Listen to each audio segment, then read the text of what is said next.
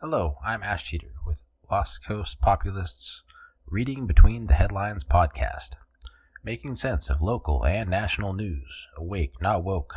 Opinions are not facts. Make up your own mind. So now we're going to go on to the LCP site here. Take a look at some of our new content. We've got the Hate Crimes, Episode 3, Parents versus Groomers, Patriot for the Republic, Volume 1, Humboldt Hero, January 2023, Gender and Children, the Megan Review, and also something many people might not know about the LCP site is that we aggregate like most local news as well. You can find like the redhead black belt content on here, Access Humboldt, also Time Standard, some YouTube stuff, Mad River Union. But yeah, so now we're going to move into our local news here. And first up, we're back into the woke drag content. And we're going to start with something on Lost Coast Outpost here. And this is the Humboldt County Board of Supervisors. Their letter to support behavioral health triage center for grant application, and also condemning the recent hate events, as they say, and so much more. But they eventually signed off on this proclamation they made against the hate events. But why did they do it? And could it be because of the $50 million in grants that Newsom is handing out to nonprofit community groups and the recent AB 1664? And that's what this is right here. Governor Newsom signs legislation to crack down on hate crimes, protect targeted communities. And so I guess there's a couple parts to it. AB 2282 equalizes penalties and strengthens restrictions on the use of hate symbols. AB 1664 extends and straightens the state nonprofit security grant program to protect at-risk religious and community-based profits. So at-risk religious. But I guess who determines which religious groups are at risk? It's an interesting question. I mean, like St. Mark's here is the regular Christian Lutheran church. Are they at risk? They get vandalized. I don't know. But here's their most recent sign. It says, "Beware of drag shows." To be at the Ferndale Prep and at the College of the Redwoods. And it's, well within, his rights of free speech to have an opinion, post a sign. And this is the prompt for that particular sign. This is calling to local drag performers and other creatives. And so it talks about the Ferndale Repertory Theater show. The theme is The Great Gatsby, drag burlesque. And then also on 4/29, there's an all-ages drag show at the theater at CR, 3 to 6 p.m. This is a family-friendly affair, so keep it tame. Wink. Yeah, but as we move on here to the North Coast Journal article, or not article, it's just their cartoonist drawing a likeness of Pastor Bramall from the St. Mark's. It says right here, discrimination. So what St. Mark's doing, having an opinion, putting it out on a sign in front of their church, is that really just discriminating, or is it projecting what they believe? So that right there, that leads to our next little segment here. And what we have, it's the first of what will be a recurring segment here on Reading Between the Headlines, rendered through the artistic eye of the LCP founder, Donnie Creekmore. This is the first episode of a series titled 2 plus 2 equals 4, and is aptly named Everybody's Fancy, Everybody's Fine. The format is juxtaposed video without commentary, artistically allowing viewers to craft their own personalized subjective message, or form an opinion, as some might say. So let's check this out here, huh? Do you remember writing in your diary, freedom is the freedom to say 2 plus 2 equals 4? How many fingers am I holding up, Ursula? 4. A serious delusion. Anything you like, please. This is a resolution of the Humboldt County Board of Supervisors concerning recent hate events in Humboldt County. Governor Newsom recently signed legislation to equalize and strengthen penalties for using hate symbols and bolster security for targeted religious and community-based nonprofits. Hate crimes on the rise in California, and now the announcement from the governor to protect places of worship. 9 Beat's Maria Medina is at the Muslim Community Association in San Jose tonight with some reaction to the governor's $15 million proposal. Maria? Well, they welcome it because security is not cheap. For example, here at this mosque, not only do they have security guards and surveillance cameras, they also hold active shooter trainings. And whereas there has been an increase in hate crimes, discrimination, and violence towards the two-spirit LGBTQIA+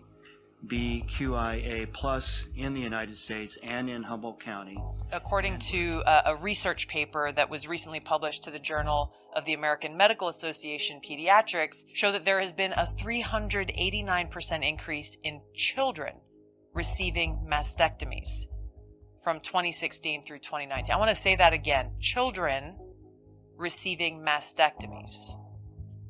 The UCLA School of Law's Williams Institute published a study that found the number of transgender youth in America has doubled in just the past 5 years. And when you look at these statistics, you got to realize that this is not an accident. This didn't just happen. This is very intentional, and it's the consequence of this radical agenda that is being pushed on our kids. They're rejecting the existence of objective reality by rejecting this most fundamental truth of the differences between a biological male and female. Now, even as there are no long-term studies on the effects of these dangerous treatments on our kids, those in power in government and so-called medical professionals continue to push them. Many of the standard protocols that they are pushing include puberty blockers and hormones, some of which were just recently flagged by the FDA because of their plausible link to serious brain disorder, cognitive problems. Now, that hasn't stopped President Biden from going and telling parents that, quote, affirming your child's identity is one of the most powerful things you can do to keep them safe. To parents of transgender children, affirming your child's identity is one of the most powerful things you can do to keep them safe and healthy. Hello, welcome to today's UCLA Health webinar. My name is Dr. Susan Buchheimer. I am a professor of psychiatry and biobehavioral sciences here at UCLA, and I do research in brain imaging. Today's topic is going to be, how does a child's brain develop? Brain development is all about forming connections. We are actually born with a lot more brain cells than we're going to use. And in 2 critical periods of development, at about age 2 and then again at adolescence, we actually lose a lot of neurons. During this period of time, however, our brains are forming connections. The good ones, the ones that we are using, are going to be maintained, and the rest are going to be pruned away, just like we would cut off an old branch that is no longer useful. So we use the phrase, use it or lose it, when we think about brain development. In this way, there's a very important relationship between our environment and our brains. What our brains are exposed to, what we do, what we see and experience will all help determine which of those connections are going to stay and which ones are going to be cut away.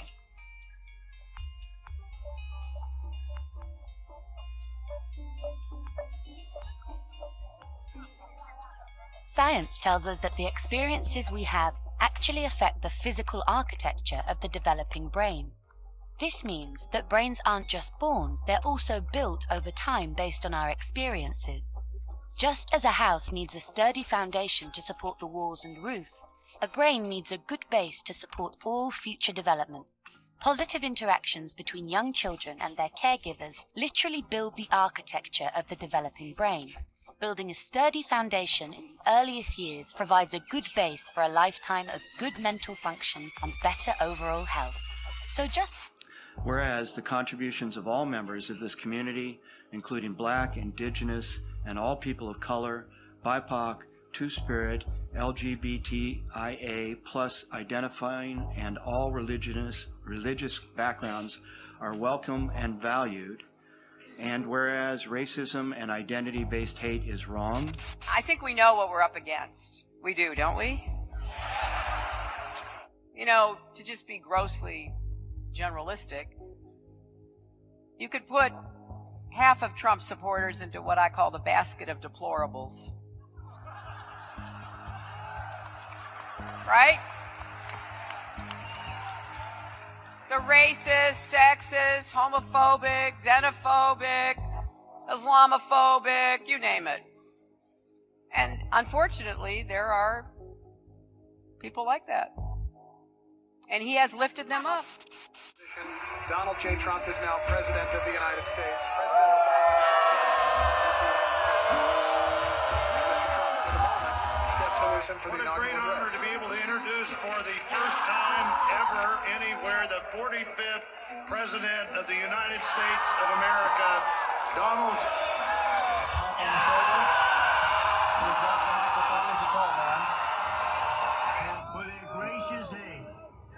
I am so sorry to my world. I am so sorry to my world. This is not what we want. And whereas racism and identity-based hate is wrong, abhorrent, dangerous, and contrary to the principles, foundations, and values of our nation and country, and whereas the County of Humboldt stands for openness, acceptance, and diversity, and whereas residents of Humboldt County should never have to fear for their safety because of who they are or who they love. And the LGBTQ have branded themselves as loving while simultaneously presenting Christians as haters. Is this the way things truly are? Our Constitution has more extensive protections for free speech than any other liberal democracy. Mm-hmm. And it protects hate speech. It does not protect speech that can be understood as an immediate incitement to violence. But it does protect hate speech. And I myself believe, although I understand that other people believe differently, that protecting people's rights to say abhorrent things is an important part of the protection of our right of free speech. Christians love those who hate them, and we're willing to endure all forms of hatred because of that love. Is the same true about those who advocate for sin? Hi, I saw your sign out front, and I just want to call and say how damaged I've been from the LGBT community. And how damaged my throat is from the giant cocks that are going into it, you fucking faggot. Okay, I also want to know if anyone is going to be Jesus yet, because I have dibs on being Jesus in drag. That would be amazing, because Jesus was a drag queen. And so let me know if anyone's doing that yet. Fabulous! Really? Bromwell? He's got to get a life. Shame on you all. Shame. A quick look at Scripture's warning against certain sins reveals where the love truly lies. Do not be deceived. Neither the sexually immoral, nor idolaters, nor adulterers, nor men who practice homosexuality, nor thieves, nor the greedy, nor drunkards, nor revilers, nor swindlers will inherit the kingdom of God. There's a lot of people that don't want any criticism. People have opinions. They just do. You can't stop them. You can't change their opinions. You know, you can just be you. You got to be you. But some people are just not good at it. They're not good at it. And as a group, if you achieve protected status, like a lot of people, they feel like they categorize trans people in a protected class because they've been maligned and because they've been discriminated against. Now they're in a superposition. You know, like some quantum physics shit. you can't even criticize them, even if they're murderers. Even if they've brutally raped and murdered their ex-girlfriend, you still have to call them a woman. Even if they were a man at the time, still it's a woman. It's very rare for a woman to do this. Is it? Is it also rare for a woman to have a dick? So what are we doing? What the fuck are we doing? But it's not anymore. Are fancy on the outside. Some are fancy on the inside. Yes, sir. Everybody's fancy. Everybody's fine. Your body's fancy, and so is mine. Boys are boys from the beginning. If you were born a boy, you stay a boy. Girls are girls right from the start. If you were born a girl, you stay a girl and grow up to be a lady. Everybody's fancy, everybody's fine. Your body's fancy, and so is mine. Only girls can be the mommies. Only boys can be the daddies. Yes, sir. Everybody's fancy. Everybody's fine.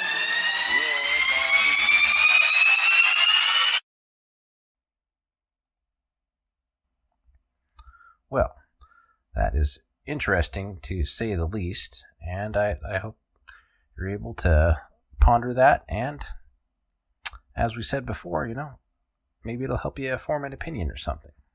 So now we're going to jump into a couple articles on Humboldt crime here.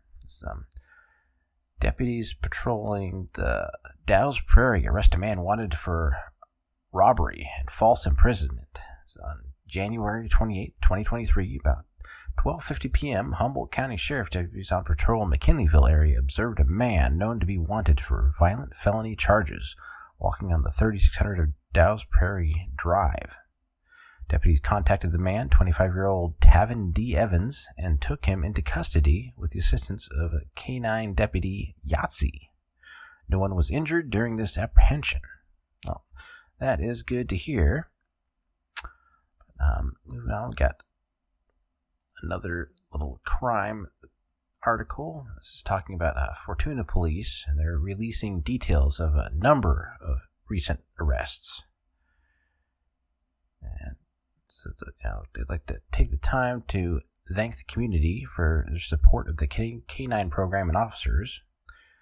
They're out within the community, keeping it safe, and following just a couple of recent highlights over the last few days. And you can check this out on the Red-Headed Black Belt. It goes over a number of people that got arrested for various code violations and offenses here. But moving on to another little news category here is called Humboldt Happenings. And it looks like it is happening here at the Indianola, the undercrossing, and other safety corridor improvements, and that will be good to get some kind of fix to crossing there, because while sometimes you can get lucky and catch a break in traffic, sometimes you just gotta wait, and it can be dangerous also, especially with the fog that we get around here. But next after that we have looking for a home, tenants of Creekside Cabins forced from land. And they're next to the property of Bobby McGee songwriter Chris Christopherson. And this ties back to the recent weather we've had around here. I guess they had the road going out there developed some kind of sinkhole, which is, I guess they haven't found a workaround for it yet. So they're pretty much being, asked to evacuate, as far as I understand. But moving on here, we have We Are Endor Film Commission launches a survey on Return of the Jedi event ideas for Humboldt and Del Norte. And what this is pretty much just a draw for tourism, trying to get people into the town under the appreciation of the landscape that was used to film these Star Wars films. And I can definitely understand it. But the question is, how much of an impact will it have with the state the economy is in? And will it really draw more people to come here? And if they don't have the money to even put gas in the tank, like like so many are having trouble with these days. But moving on here, education emergency. And this first one is pretty strange stuff. The hostile takeover. Eureka City Schools looks to seize operation of the Academy of the Redwoods, threatening to sue Fortuna Union High School District unless it complies with that demand. Yeah, and this is on, I think it was like early 2000s that Fortuna like set up the Academy of the Redwoods, and now like suddenly Eureka is just interested in taking the whole thing over. It's kind of strange to say the least. It makes you kind of wonder why here, huh? But maybe this has something to do with it. California schools risk colossal loss of dollars as enrollment drops. Wow. That's amazing. Enrollment is dropping, huh? I wonder why. Yeah, let's see here. Yeah, school districts are bracing for a sudden drop in revenues next year as their funding gets recalibrated to match the current enrollment, which plummeted since COVID-19 first closed California schools. So maybe it's the fact that these schools went along with a lot of what we saw during COVID. I mean, the masks and in some cases with the colleges, the vaccines and stuff. But yeah, we'll see if they can recover from this, and it very well might be that Eureka School District is kind of reacting to their loss in attendance and seeing if they can scoop some back from Fortuna and Ferndale and McKinleyville and whoever else funnels into the Academy of the Redwoods. I guess they probably lose some of their own as well. And look at this, college enrollment decline leads to funding changes for underperforming Cal State schools. So, like I was saying before, with the vax mandates, the colleges, luckily College of the Redwoods finally dropped theirs, but HSU, as far as I know, still has a COVID vax mandate in place, which their students are having to deal with currently. But yeah, hopefully they figure something out, because what they're doing is not working. On to some local political matters here. This is the Board of Supervisors meeting that just happened today. They talk about making electric car owners pay for roads, building new senior housing, not privatizing Medicare, and other things that will be discussed. And yeah, I guess that makes sense. If people can afford, a $60,000 electric car, maybe they can afford some extra tax revenue to chip in on some roads there. You never know. Might help. Let's see what else we got here.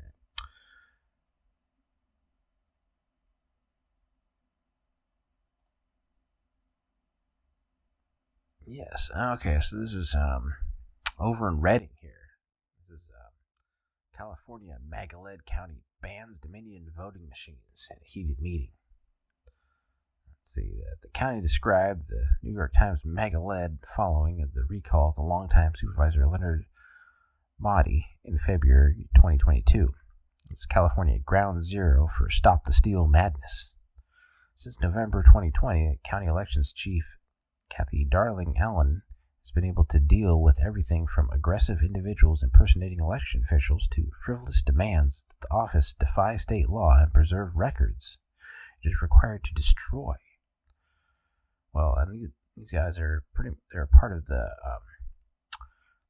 group Red, White, and Blueprint that managed to do this takeover and get like pretty much a group of people in that would the Board of Supervisors in Shasta County that would actually take action on things like this. And here in Humboldt, we don't have Dominion machines, and I'm sure we have other issues, but anyways, if you are not familiar with the Red, White, and Blueprint, we're going to show you a little video here. So we're going to go to this right here, and we will show this video right after a little blip on LCP products here. tired of the woke local media? One way you can support LOCO's Populist is by purchasing our stylish clothing and accessories. Every purchase helps us keep fighting the good fight that leaves you as a beacon of the growing patriot ideology within our community.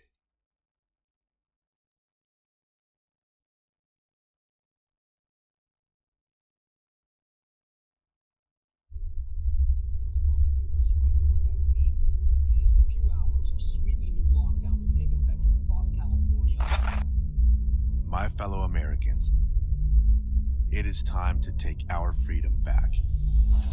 People all over the country are getting fed up with all the lockdowns, and now a revolution. Patriot in California putting an entire county board on notice. You won't stop us when time comes because our families are starving. So this is a warning, and there's a million people like me. There was a reason we fought, and that flag was pretty much what it was all about. The veteran, identified as Carlos Zapata, shared his grievances. We're drawing a blueprint for the rest of the country to know what it's like when you decide that constitutionality and freedom comes first. It's like our side, the working class, is their heads have popped up, you know, like they're like, man, there's something not right going on. Draw a line in the sand. Yeah. If we keep running further and further back, they're going to keep crossing the line. If you're not going to fight now, you're not going to fight 2 steps down the line. I pledge allegiance to my fellow brothers and the flag of the United States of America, and I just say bring it. We don't have much say in Sacramento or Washington. Our supervisors are supposed to protect us from illegal or unconstitutional orders that come from above. They're not supposed to work for the governor. And they've just lost sight of that over money, really. And we have a government that's controlling everything we do. We already have the rights from God. We already have the liberties. We've lost all of them. Sure. We need to restore them. We need to get down to the guts of this whole deal and talk about who our supervisors are, who needs to get recalled, who needs to go, and then who we're going to have to replace these people. The reason why our supervisors are so scared of us is because week after week we come with information that contradicts everything that we are being told, and yet we are still being silenced. There are 5 supervisors in Shasta County. 3 of them must be recalled. Leonard Modi, he's got to go. He's a guy who will turn off his monitor when people are speaking.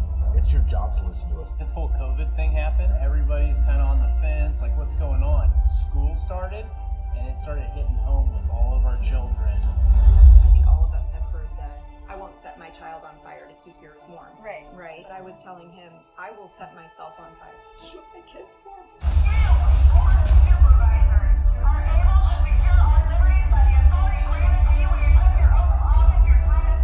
Thomas Jefferson said, the price of liberty is eternal vigilance. We all stood by and let the world get to this point at some level. Now what are we going to do to move? I will never, ever, ever come to a point in my life when my grandchildren or my great-grandchildren look me in the eye and say, Grandpa, why didn't you fight?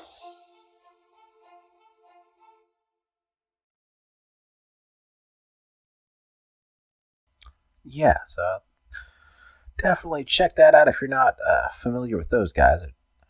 It's amazing what they pulled off in Shasta County. Kudos to them. And anyways, this is the end of our local segment here, but we will see you back for the national segment, okay? Talk to you later.